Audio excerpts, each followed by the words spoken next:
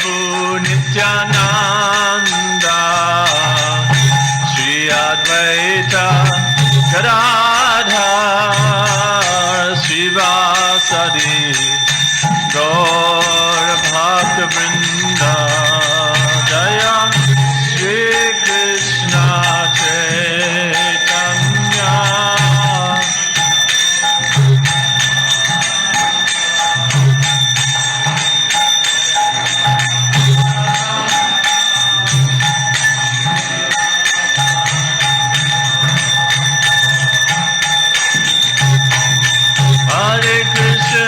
Hare Krishna, Krishna Krishna, Hare Hare, Hare Rama, Rama Rama, Hare Hare, Hare Krishna.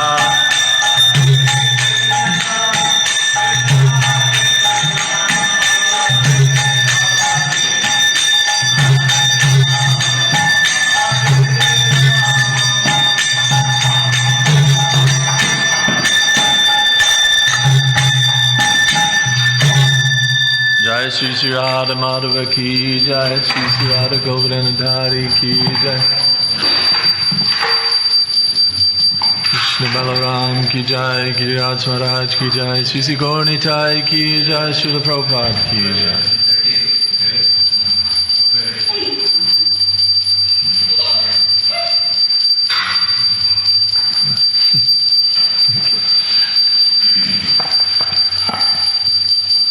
Jaya Jaya Shri Caitanya Jaya Nityananda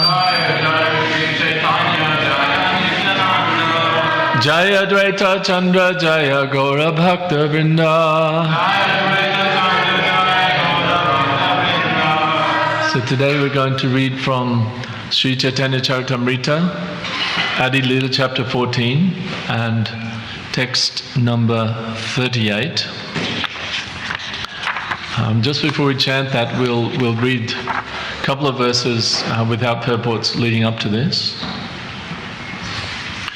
Text 33, the Lord replied to his mother, "Why did you conceal self-realization by not teaching me this practical philosophy in the beginning? Now that I can understand this philosophy, no more shall I eat dirt.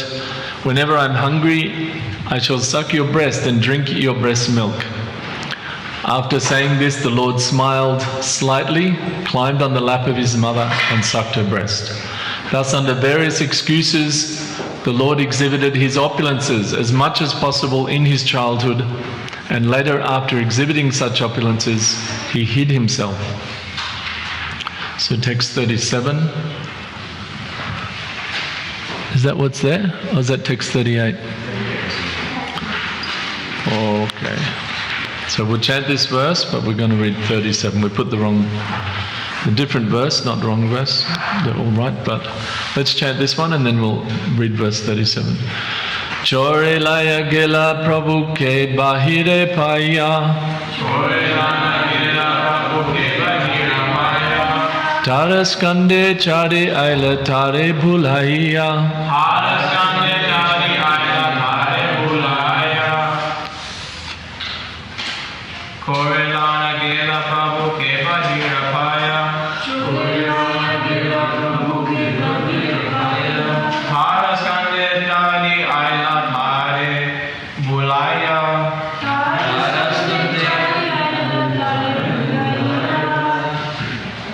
Ladies.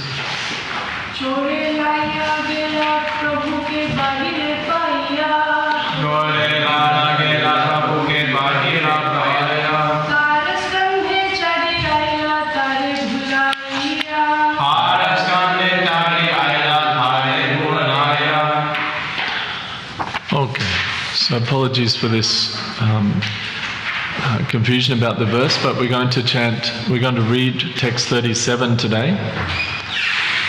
Aditi viprera anna kaila tina bhara pache gupte se vipre karila nistara.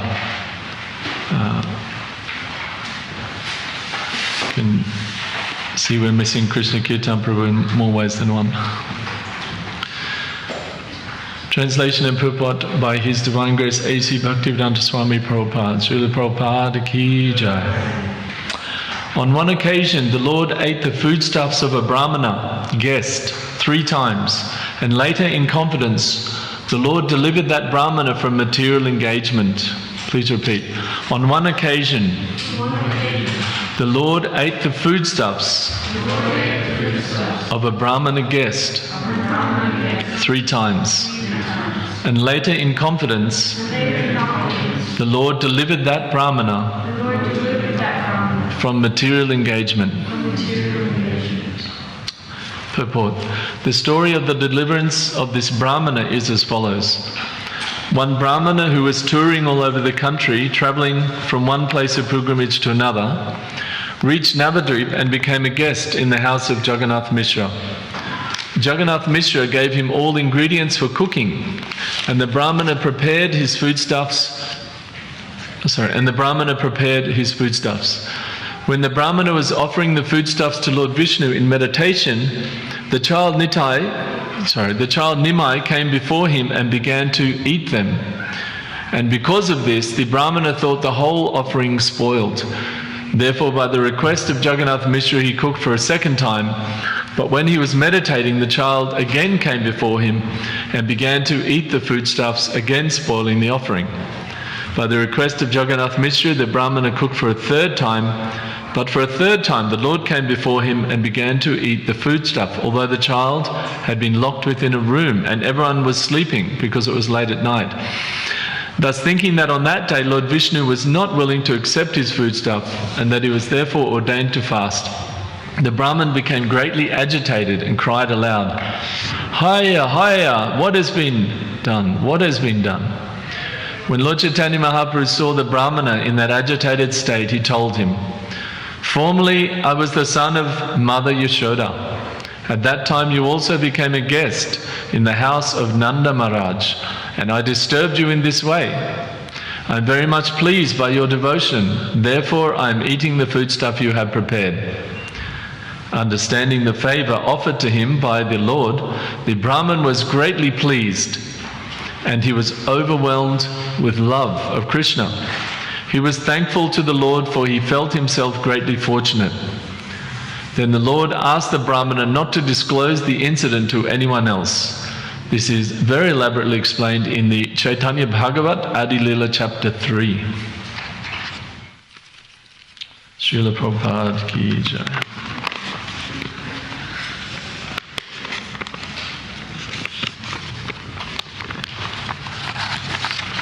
Om Ajnana-timirandasya Gyananjana Shalakaya Chakshurun Militam Yena Tasmai Shri Gurave Namaha. Nama Om Vishnu Padaya Krishna Prishnaya Bhutale Srimate Bhaktivedanta Swami Niti Namine. Namaste Saraswati Deve Gauravani Pracharine Nirvishesha Shunyavadi Paschatya Deshatarine. Jaya Sri Krishna Chaitanya Prabhu Nityananda Sri Advaita Gadadhara Srivasari Gaura Bhakta Vrinda. Hare Krishna, Krishna Krishna, Hare Hare, Hare Rama, Rama Rama, Hare Hare. So this pastime, as Srila Prabhupada is saying, is given in the Chaitanya Bhagavat, where Lord Chaitanya, as a very small baby, just walking, just a very small baby, one Brahmana came to the house and he was cooking his offerings because for devotees who are serious bhakti yogis, what they eat is very, very important. And it's very, very important when one practicing bhakti yoga, because the food has the vibration of whoever's cooked their food. And we can see that when Lord Chaitanya was going from Puri to Vrindavan through the Jarakanda forest, all the devotees asked him to please take one Brahmana who could cook his meals, because there wouldn't always be Brahmanas, or people who are following a sattvic lifestyle. It's not a matter of prejudice or casteism, but it's a matter of sattva gun, sattvic lifestyle. And so it was very common for the brahmanas to go, and sometimes the householders would feel that even they weren't that, they were, fallen, or they weren't as advanced as these traveling devotees. So they would say, "Oh, come in my house, but you can cook in my house." So like this, the Jagannath Mishra, he was offering to this Brahmana to come, and he could make an offering to his deity, and then take the prasadam. So this happened once, and as soon as the Brahmana cooked, just as he was about to offer it, so he's sitting there, he's got the offering, he's cooked everything, and just like we can see here, the curtain is up because the deity is actually having their morning offering right now, right? So we can see that in this similar way, the Brahman had cooked, and he was offering everything, and just before he did the offering, little baby comes and eats from the plate. So we can just imagine if one of the kids from here get any ideas, guys? No, you cannot imagine that. But we just imagine what the pujaris would be thinking. Oh my God, they're about to offer, and then the kid comes and starts eating. Right? Just imagine how the pujari is feeling. This is how this Brahmin was feeling. Oh my God, my offering's ruined. This little kid has come and eaten it. So Jagannath Mishra says, please, come on, come and cook again the offering. All right? So he cooks again. The second time, same thing. This little baby Nimai comes and eats just before he's about to offer it. So of course he can't offer it, it's already been eaten by someone.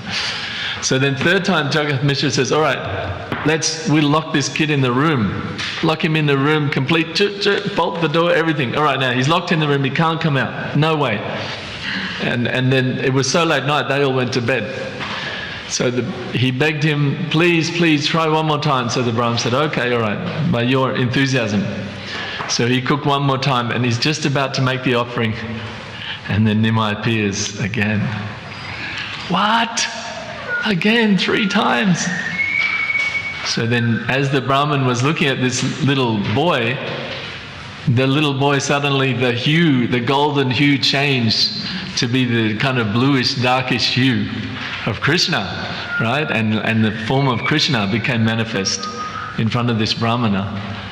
And Krishna said to him, what's the problem? You've been asking me to come. You've been chanting the mantras, asking me to come and accept this offering, and I keep accepting it. And I don't understand what, you're asking me to come, I'm coming and eating. He's Krishna himself, he's showing that he's Krishna himself.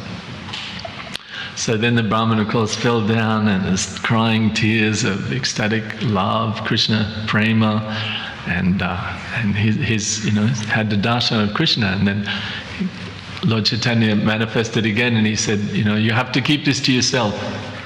If you start spreading this, I'll have to remove you from these pastimes. Because he was playing the part of a devotee, right? He wasn't playing the part of Krishna or Ram or Nrsingadev. He was sometimes called Channa avatar, like a hidden avatar. He's playing the part of a devotee, but at various times in his pastimes, he would manifest his existence as the Supreme Personality of Godhead himself. So that was one of those times.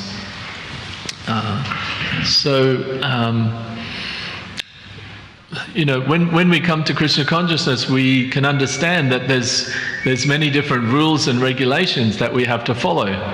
We have the rules and regulations around the deity worship. There's rules and regulations about we should chant a certain number of rounds. There's different things we should do in the temple, shouldn't do.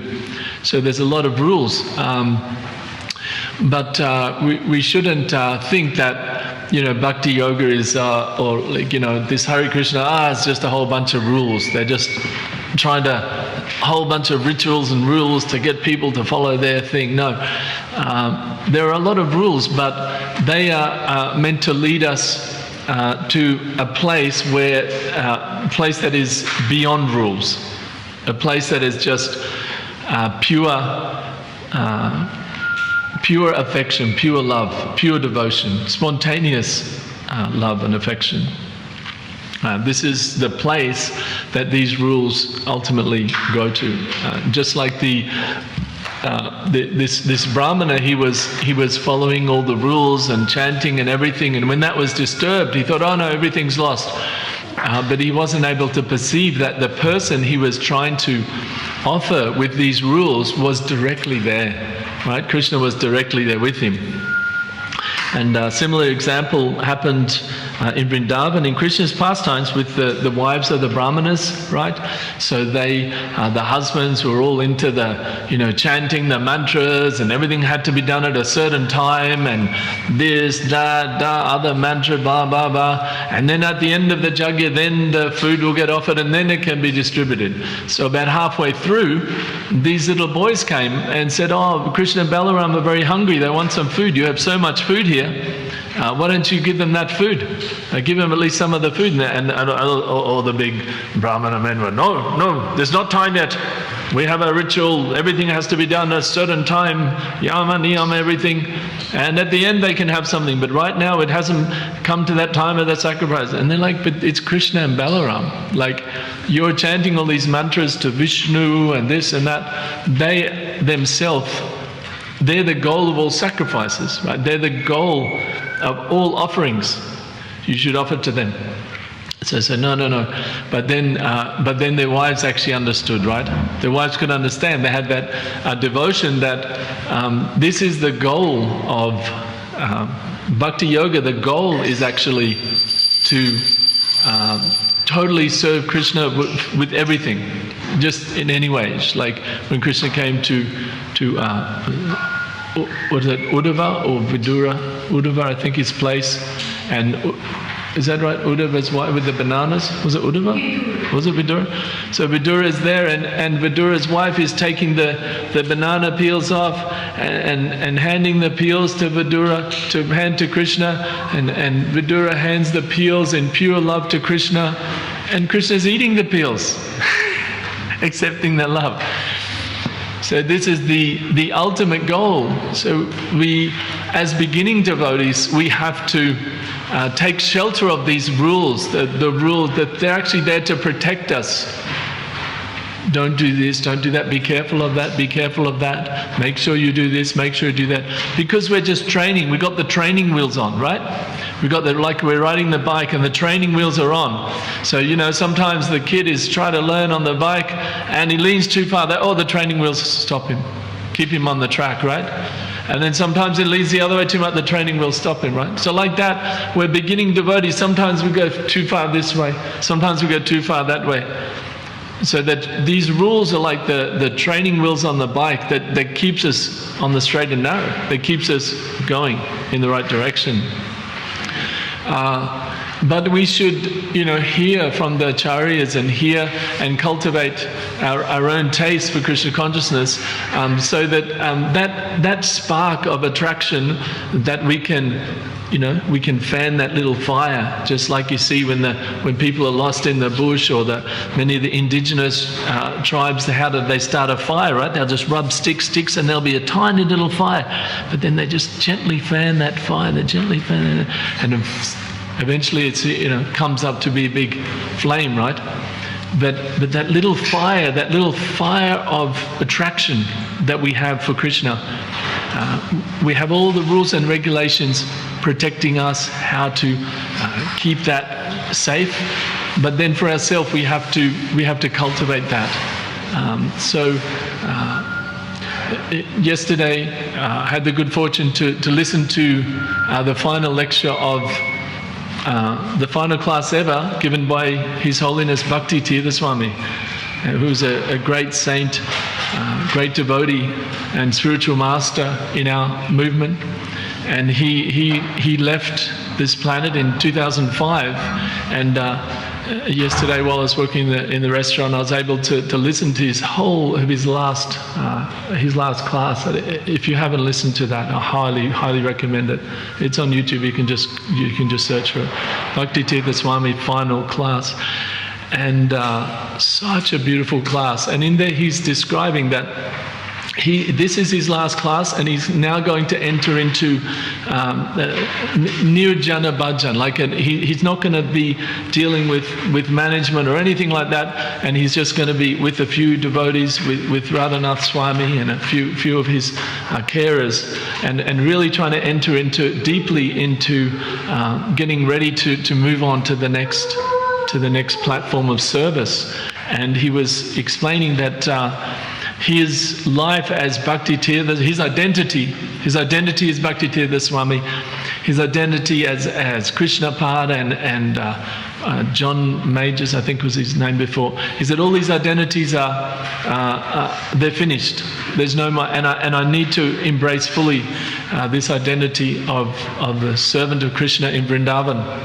And he was explaining that that he had given a lot in preaching, in doing so many things on the battlefield for Srila Prabhupada, and he needed this time. So anyway, it was a very wonderful insight into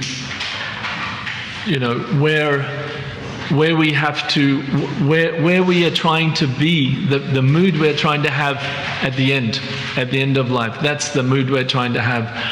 And I was thinking about this and about this pastime in relation to this, is that in our spiritual life, in our bhakti yoga, we always have this balance between our internal life and our external life, and we have to keep that balance.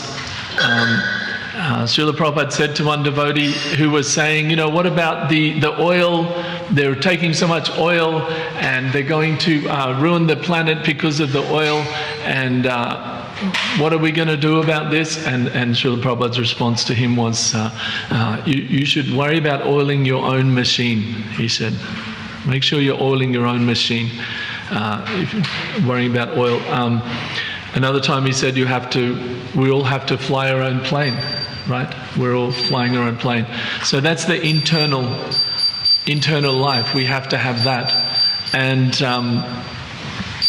I know, for example, when I was a new devotee, when I was still a new devotee, when I was a very new devotee, I'm actually not a devotee at all, just saying. So I can't even call myself a new devotee. But aspiring devotee. When I was an extremely new aspiring devotee, I asked Ajita, can I take half an hour in the morning from 6:30 to 7 and just study Bhagavatam and study slokas, And he said, yeah, that's fine. You can finish your balance of rounds later in the day. But I feel like that was a super important, that in those times when there's so much external service, right? When you're in the temple, when you're in a community, there's so much external service. Of course, Krishna is everywhere. It's not external, but it's in one sense is external to our own, direct internal experience. And I feel like that was very important to have that time. And we can see that in our lives there will be times when we are severely tested, when we have to see, what are we going to take shelter of? And we have to be able to take shelter in our own Krishna consciousness. We can't depend on someone else. We have to take shelter. I feel very fortunate that when I came into Krishna consciousness, as I was coming to Krishna consciousness well before I joined the temple, I would just chant the Maha Mantra all the time in my head, just silently in my head. I was always chanting.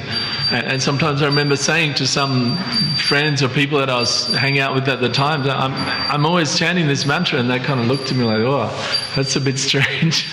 They thought it was a bit strange. But I had that experience from the very beginning of chanting the Maha Mantra, and I've always had that. And same with reading Prabhupada's books, that I had an experience. I'd read all the different, Tibetan Book of the Dead and the Carlos Castaneda and all the William Blake, the English poets talking about God, and all of these books, because I was grown up in a house with no religion at all. So I did a biochemistry degree, and after that I thought, all right, that's it. I'm going to try to find out what's the meaning of life. What is the deeper thing? So I'd read all of these different books, and they all gave some taste. They all got some feeling in the mind. I could feel, oh, this is something beyond just reading the newspaper. But then when I read Prabhupada's books, that feeling, that very intense, beautiful feeling of peace and also happiness, of freedom from material things, that was just much stronger. That was the same thing, but it was way more stronger. And so like this, we have our own internal life, and we have to cultivate that very, very strongly to maintain, because we may have so much support around us at the moment, but at some point in time, that may not be there, right? And especially at the time of death, ultimately, that we go on that journey alone, right?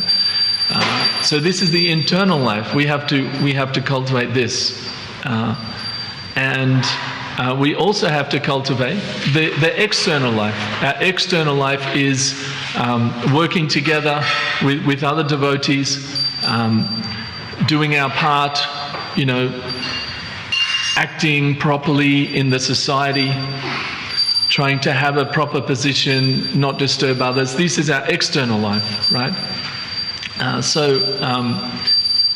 This kind of theme sort of comes up again and again if you read in different acharyas, books, that in one way you can compare the internal life to the Bhagavata Marg, or the direct hearing, chanting, remembering. Prabhupada said, Shravanam, Kirtanam, Vishnu, these three, hearing, chanting and remembering Krishna, they're what's called the Bhagavat Marg. Who's heard of this Bhagavat Marg and Pancharatrika? Pancharatrika. You've heard that, yeah. Okay, cool. So this is like, the Bhagavat is the direct hearing and chanting and remembering about Krishna. And the Pancharatrika is everything else, all the rules and regulations around deities and doing things and cleanliness and all the external things. So in a way we can see this internal life is like the Bhagavat Marg, it's the direct remembrance of Krishna. And then the external life is the Pancharatrika, everything else. And if we focus too much on the internal life, then we can become, a bit, the tendency, if we just focus on that, the tendency is to become a bit like a sahajiya kind of a thing, that, oh yes, I am loving, I love Krishna and everything I do is for Krishna and at the same time externally the person's doing all kinds of, taking intoxications and doing all kinds of things that are actively covering, so this is not, the other devotees won't appreciate that. So, this is not very good. And if someone's just focused on the external, and then it's like, everything's perfect, I'm doing all the service perfectly, I have my guru, everything. But if there's some problem with the spiritual authorities, or there's some problem with the situation, then I'm totally lost, I have no shelter, right? Because didn't cultivate the internal. Make sense? So the two sides are there, cultivating internal and external. And Krishna says this in Gita, param vishaya vinivartante niraharastidena rasavajam rasupyasya param drishva nivartate. That you can try to control yourself, you can understand, this material world is suffering, so I'm going to try to disengage from it. You can try to by force of energy, but you can't maintain that unless param drishva nivartate. You get a higher taste. So this internal life, this is the higher taste. This is getting that higher taste, which we naturally can give up the lower taste. So this is the direct method of bhakti yoga. So we have hatha yoga for the body, we have jnana yoga for the intelligence and mind. But bhakti yoga goes directly to the root, because it goes to the what do you call, like the direction. There's a word like the alignment is what I'm trying to say. It goes to the alignment of the soul with the Supreme, right? So hatha yoga, we're aligning our body, right? So people are doing rings and then they do hatha yoga and it's like, oh, I feel more peaceful, right? We're aligning. ourselves with the harmony of the universe, that Hatha Yoga, right? And then Jnana Yoga is with intelligence analyzing, okay, this is spirit, this is eternal, this is important, this is matter, is a temporary thing, it's not going to be there forever. So by the intelligence. But Bhakti Yoga gets to the root of the desire of the soul to be the enjoyer, right?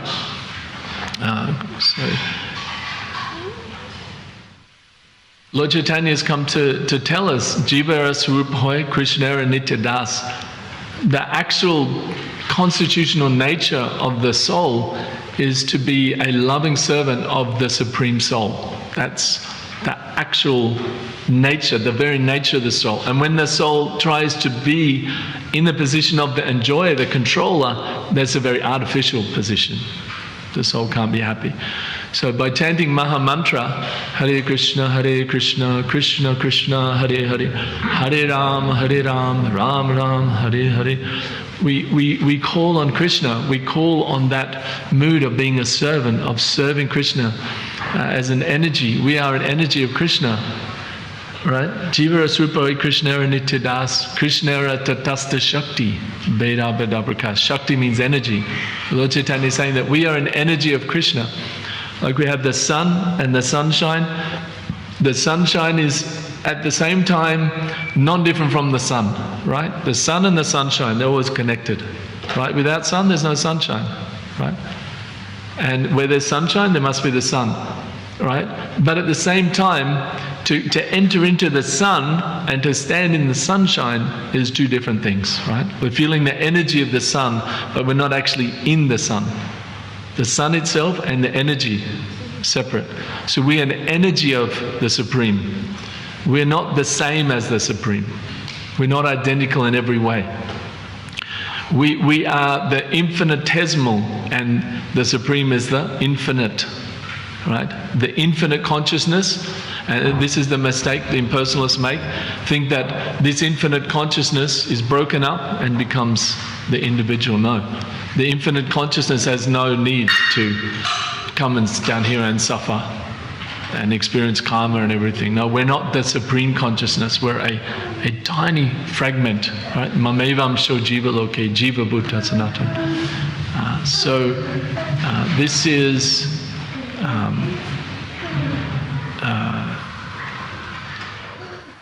this is the nature of the soul, the nature of the soul. So Bhakti Yoga, through the mantra, it actually realigns our soul, right? So when the soul, the actual very identity, the person, is realigned in their proper position, then from that the mind is naturally aligned, the body is aligned, everything becomes aligned. And that's why Bhakti Yoga, you can make so much advancement, super, super fast. If you chant really seriously for 6 months and follow everything, you can be extremely advanced, way more than you were when you started. Because you're actually getting to that nub of the problem, the root of the problem, which is the desire to take the position as the enjoyer, rather than take the position of the servant. So that is something we have to, cultivate. We have to cultivate, we have to contemplate it and work on that. Because of this, there's no need for like a drastic change. There's no need for a drastic change. If we're practicing Hatha Yoga or Jnana Yoga, the impersonal kind of path, they say that it only starts when you take sannyas, right? The process of really understanding the difference between matter and spirit, that only begins when you totally give up all activities in the world, and then you contemplate that. Whereas in Bhakti Yoga, there's no need for a drastic change, because what you're addressing is the alignment of the soul as a servant, not a master. Right? And you can do that from anywhere, from any material position. If you understand what is your position in the world, whatever it is, doesn't matter. You can dovetail, you can use that position as a service to Krishna, to serve Krishna, to take the position of the servant, right? And that's a you can discuss with other devotees, senior devotees, how to do that, but therefore it doesn't need it's not a drastic change of giving up everything or something like that. It's simply that change in consciousness. There were many people in time of Lord Caitanya who were very wealthy. So many examples. There were many who had nothing, very renounced. And there was sometimes, one time a devotee came, or the devotees were chanting at Srivasangam, and a brahmachari yogi came from the Himalayas, and Srivas Thakur let him see the kirtan from a secluded place, and Lord Caitanya didn't appreciate it. He could feel there's somebody in here that doesn't have the proper mood of service. There's somebody in here who's had that mood of the enjoyer. They're the enjoyer of this. They're sitting enjoying this kirtan. He could feel it. He said, what's going on? And Srivas Thakur said, there's one brahmachari yogi, he's come from the Himalayas, and I said he could watch the kirtan because he's so pure. He's so pure. He's only drinking milk. He's just purely, that's all he does. He's dressed in tree bark. And Lord Caitanya, it brought him, and he said, you're actually not qualified to be in this kirtan, right? Because even though these are householders and people in different situations, they're not trying to be that enjoyer. They're trying to be the servant, right? They're trying to cultivate the service attitude, to be the position. So even though externally, he's only wearing tree bark and everything, he said, no, you don't have that internal mood. So therefore it doesn't matter what is the situation, but by taking the holy name, by seriously and sincerely chanting and taking the holy name of Krishna, then one develops that deep internal mood. And if we do this for a whole lifetime, right, we'll be where, Bhakti Tirtha Swami, where he's talking about, we may not be exactly where on his level. He's an extremely advanced level. You can see by his life and the amount of people he affected. But this is the end result. But at the same time, we shouldn't also think that one has to be a very visible devotee and do so many different things. Recently I heard, I think Jayadvaita Swami said a very nice thing. He said, you don't try to be a great devotee. Don't try to be a great devotee. Just try to be a good devotee. Just try to be a good devotee. This is the thing. We don't have to be known for so many different things. We have to be a good devotee. We have to have this mood of service, right? That's all Krishna is interested in, right? And when we look back on our life as devotees, when we've been practicing for some time, we can see that those times when we sincerely tried to serve Krishna, they were the times we made advancement. And there's times where we're struggling to achieve something of our own, plan. We didn't make any advancement. This is actually it's the internal state of using our senses in the service of Krishna, in a service mood, bhakti yoga, devotional service. So. Stop there. Thank you very much for giving me a chance to talk today and glorify Krishna and Lord Caitanya. Is there any question or comments?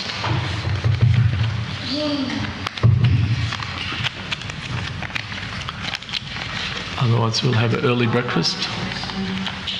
Hare Krishna. Do machines have consciousness? No. So when a machine's made like the bread or whatever, what happens then?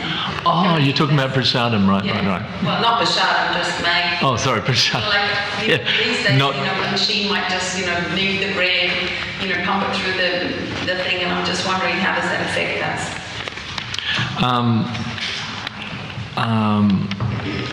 Well, two things. One is that there's always a person that's operating the machine. So there's always a consciousness behind it, and the consciousness, if you're talking about commercial food, the consciousness is always how to make money. Yeah. So, we might have we might go to a devotee restaurant, for example, and they have to make some money, right? Otherwise they're not there. But And that goes with everything, right? We come to the temple, they'll ask for some donation because they've got to run the temple. For books, we ask for some donation.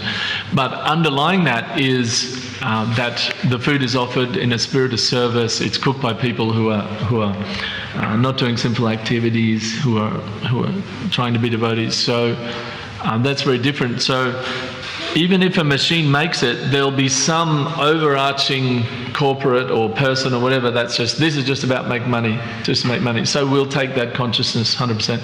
And the other thing is, if you talk about the machine itself, then the machine is pretty much like a impersonalist. Like, it doesn't have any bhakti. So if you took on the consciousness of a machine, it's not nothing, is what I'm trying to say. It's the consciousness of nihilism. I mean, a machine is the ultimate nihilist, right? It doesn't even exist itself in consciousness. So, what's nihilism? Nihilism, like there's nothing at all. Nothing means anything. It's all nothing. Just do whatever you want, and it's ultimately everything's nothing. Nihilism comes from the same sort of word, annihilate, like nothingness. So either way, it's not a very nice consciousness. I didn't mention this in the class, but we've got a minute. I'll mention it now, seeing as we're on prasadam and eating at different places. Yeah, I mean, devotee really,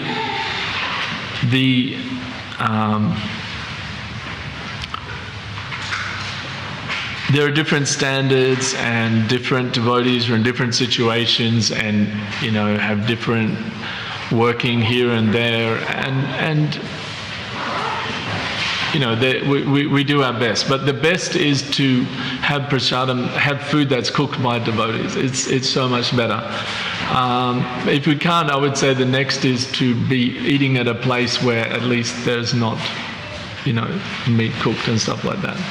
I think that would be a really last resort. If we had to eat a place that's also preparing meat in it, it's really, really, really last resort. Just to say, once we were in Brisbane walking along and we saw there was a pizza place there, and they were, preparing stuff down where we could see it. They had a big window, and we saw the big thing of cheese that they were putting on all the pizza that had all these bits of non-veg, like meat, bacon, whatever, it was in the cheese. And they're making all the vegetarian pizzas from the same thing, all the cheese, So if we think that we can go to a place that's, cooking meat and say, oh, we'll get the vegetarian, vegan option of it, there's no such thing. And I think anybody who's run a restaurant knows that. So that's something that really should be last resort. Best is if we can cook our own, and then, so anyway, that's just a comment on the side. Because sometimes I hear devotees say, I went for a burger here, and I didn't know that was a vegetarian plate. Oh, no, it's not. And I'm like, really? It's not vegetarian. It's not even vegetarian. It's certainly not prasadam, but it's, So anyway, I think you get the point. Is there any other questions or comments? Yes, Krishna Bhavan. This might be silly. Like you said, if it's for service, sometimes you just need to eat something hot. You can't just keep eating avocados and fruit and not bread. You need hot food after days and days of wherever you've been without a decent kitchen or a vegetarian place. Just like Prabhupada said, if you're in Russia and you can't find anything else, eat meat. You said that once about it's the very last people. Resort. Yeah. I guess that's. I mean, I think, anyway. We can see Prabhupada's example that sometimes when he's... It's just a bit silly because, like I said, it has to be the very last resort. I remember when we used to go on our, book distribution, you'd go away for days, and there'd be no vegetarian. Yeah. And then, we used to just buy avocados and fruit, potato chips. Yeah. One time Prabhupada was travelling with Japtak Maharaj. I remember he told us this, that he would, Prabhupada said that if you're travelling, you're on the train, you have nothing else to eat, then if you go to the guy making the puris, and if you watch him and say, okay, I want 2 puris, and say, can you roll fresh, and you watch him, you're basically directing him, right? So he's more or less your servant in cooking the puris, right? But that's different to saying, to being, you know, in your house and you have a participant and to say, oh, let's go down to the train station and get the guy to cook some puris for us because I feel like some hot puris cooked by someone else. So it's always like, you know, in that traveling situation, Prabhupada gave some, you know, okay, you're traveling, you're preaching, you're doing that, and then some allowance is there, you know, so that's a different situation than just deciding to go out to some restaurant. That's not even, but I mean, that's, yeah. Any question or comments? That's it. Okay, thank you very much. Sri Caitanya Caritamrita ki jai, Srila Prabhupada ki jai.